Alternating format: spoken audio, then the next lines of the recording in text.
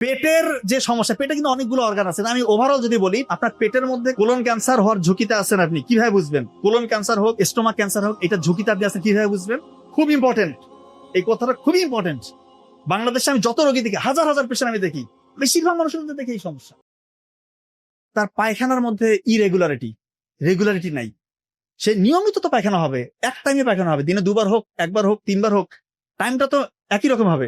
কিন্তু অনেকে বলতে স্যার আমার পায়খানার টাইম ওলট করার, আজকে একবার করছি, কালকে 5বার, তারপর 3 দিনও কোনো খোঁজখবর নাই। পায়খানার বেগ আসে না ঠিক মতো, পায়খানা গিয়ে বসে থাকতে হয়, টয়লেটে গিয়ে আমাকে বসে থাকতে হয়, অনেকক্ষণ চাপ দিতে হয়।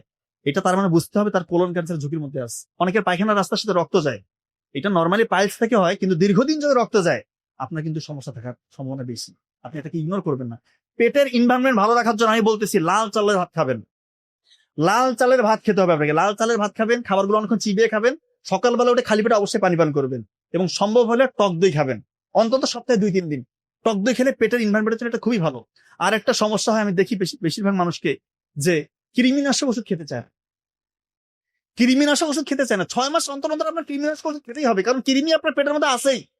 আপনি কৃমিনাশক ওষুধ খান নাই মানে কৃমি আপনার শরীরে, আপনি যত খাবার খাচ্ছেন এই পুষ্টিটা কৃমি খেয়ে ফেলতেছে, আপনার শরীরে পুষ্টি লাগতেছে না। হয়তো আপনার স্বাস্থ্য ঠিক আছে, কিন্তু আপনার শক্তি নাই, কারণ আপনি কৃমিনাশক ওষুধ খান নাই।